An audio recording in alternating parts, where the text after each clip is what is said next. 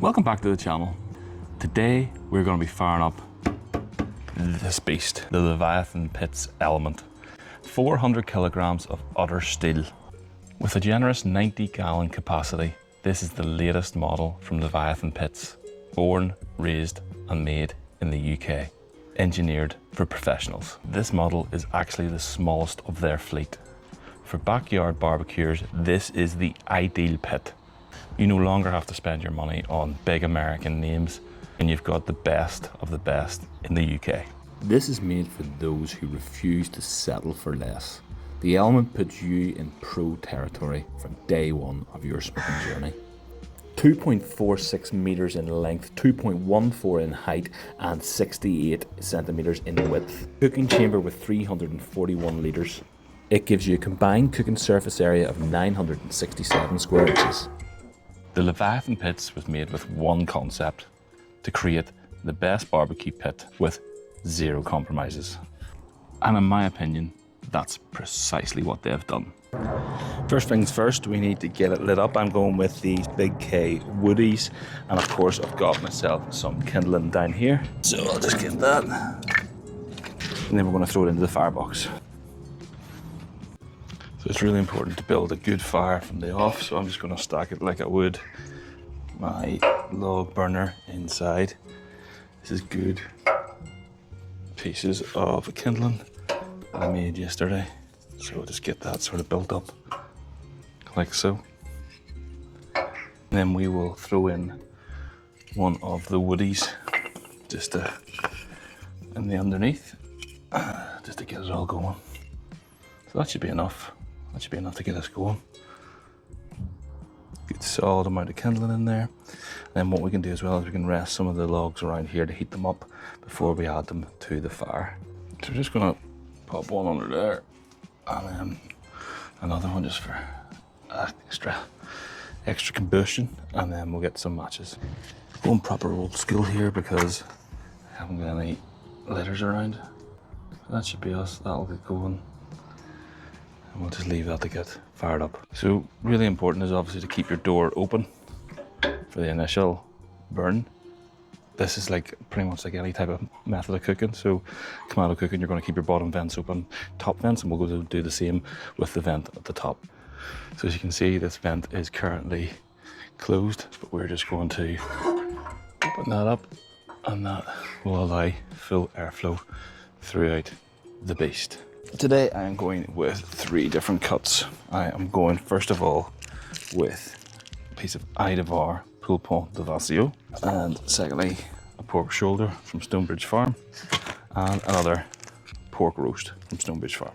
Just going to get these all prepped up. We are going to put on these beautiful orange gloves to keep our hands nice and clean. Pulpon de Vacio, simple.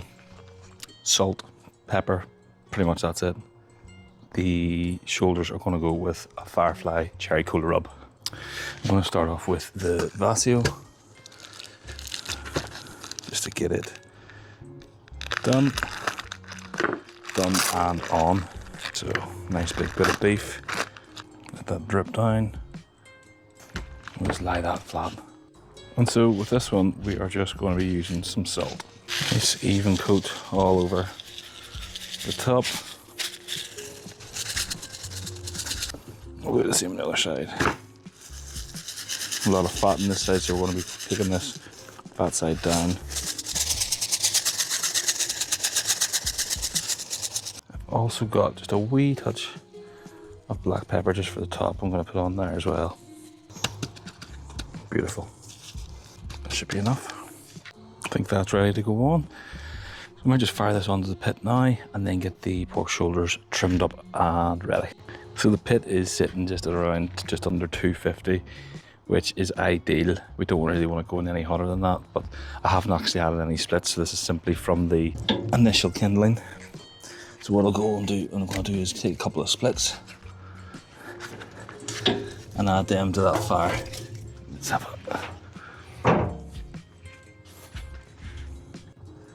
So the Pulpon de Vacio is quite a thin cut, so I'm going to probably put it more so towards the back initially, because the pork shoulders are thicker.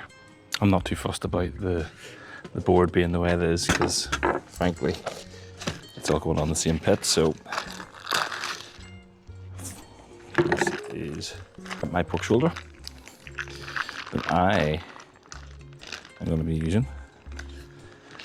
So this pork shoulder has been tied up, but ideally I don't want that. I want to take the skin off it. So I'm just going to untie all of this to get that skin off. And then I'll cut around it. Some people like the skin on. Personal preference. I'm quite happy just going with the actual meat. So here we go. You can just trim this up. Nice sharp knife. Just take that skin off.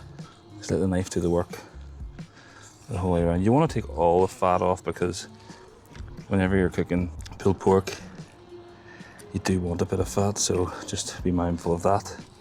My dog's getting very excited, but little does she know, she ain't getting any of it. Of course, we might actually throw this on to get some nice crackling with your fingers the whole way around. And we're going to get this coated with some tasty cherry cola. There's another piece of string there, didn't miss that one. Lola, stop. So now we have one small pork shoulder. We'll get that seasoned up and then we'll get this one open too. So we'll be going with some Frenches just all over each one. Just like that. A few moments later.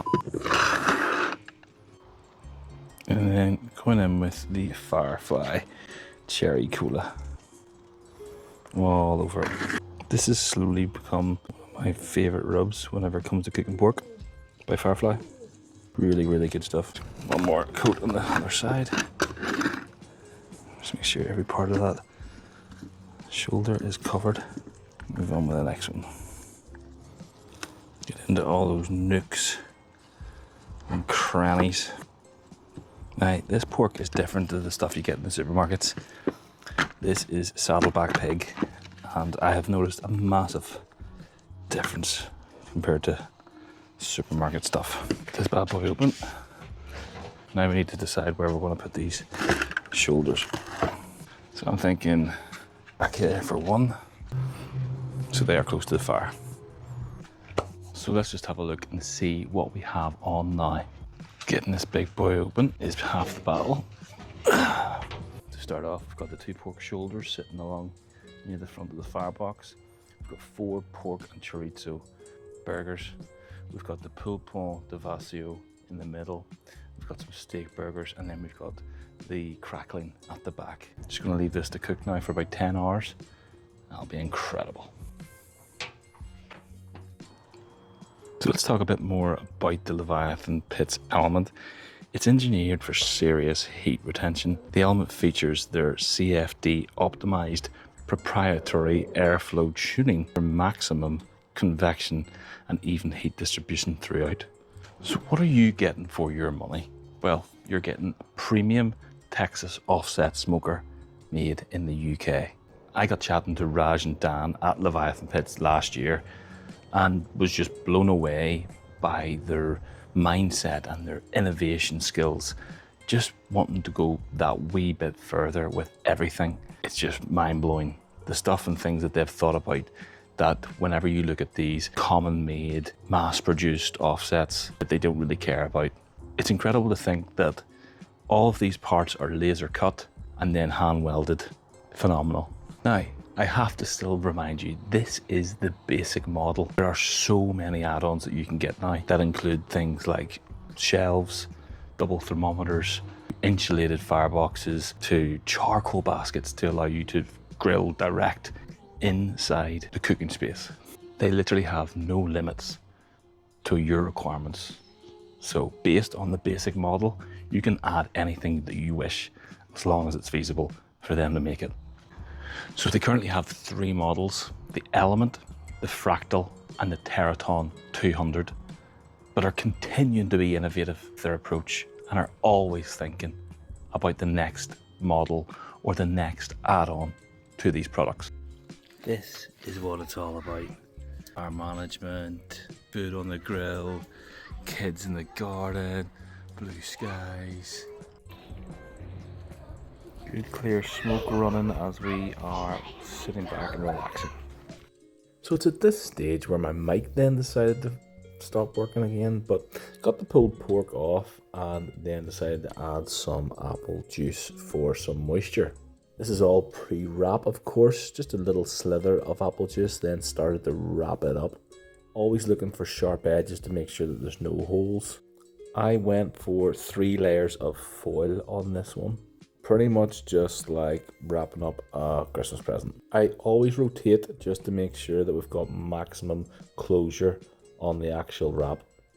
So there we go again, just wrapping either side and folding up the edges. You can of course use butcher paper, and I do have butcher paper, but because I was doing such longer cooks and because I was keeping this for a longer period in a sort of hot hold, I find that tin foil works a lot better, whereas when I'm using butcher paper, I'm probably quicker to sort of get stuck in after a short rest. So we're just going to have a quick look and see if this is ready. And it's looking good. So we're going to get this off now, we're going to get it wrapped. Now it is a rather large cut, but it looks like it's going to come on one go, which is good. And all I'm going to do now is just put a bit of butter on the top of it, across the top. I don't have any beef tallow, so just using butter, which is fine, and that's that. Now this is a significantly larger cut, so the wrap is going to be a lot more difficult. So upon wrapping my first layer, I noticed this quite sharp piece here, so we just need to be very, very gentle with it when wrapping. More like a bit of a boat at this stage, but that's okay. It is a rather large cut. I'm just going to turn this slightly to allow different sort of coverage, which we need to ensure picked up. So we'll start down there, and then we'll wrap like that over the top, and then over the top like this.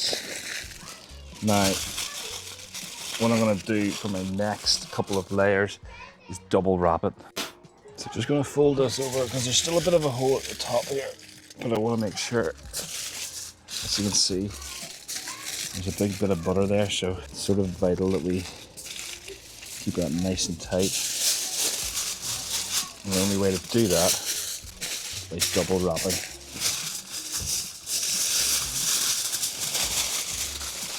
And this is quite tight now, so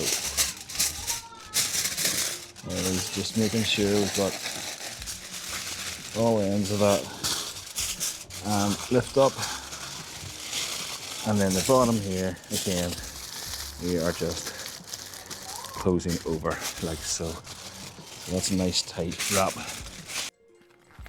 So the Vacio was put back onto the smoker and kept there until we brought it to 96 degrees Celsius. Jesus. Oh wow. The only issue is I do not want to lose those juices. So what I think I'm going to do is actually lift it out and then put it back in. Oh my goodness, this is insane. Okay, 1, 2, 3, ready, wow.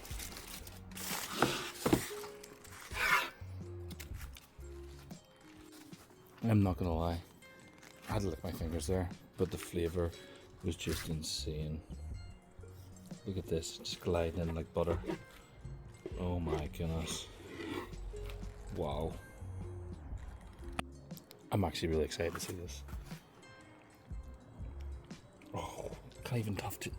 It's so hot. Look at that. So you can see most of the smoke rings around this side. But let's go for a taste test.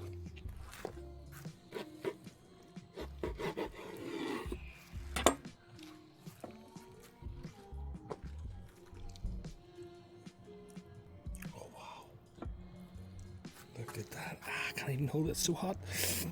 Wow. Stupidly forgot my gloves. Just have me taste test.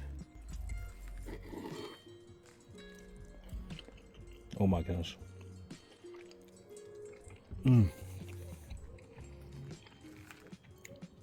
Wow.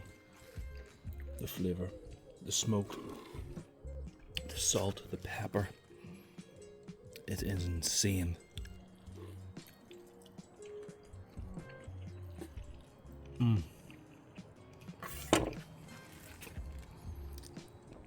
You need to get yourself some of this. Pulpon de Vacio. Hopefully you enjoyed that video. Remember to like and subscribe for more. See you next time.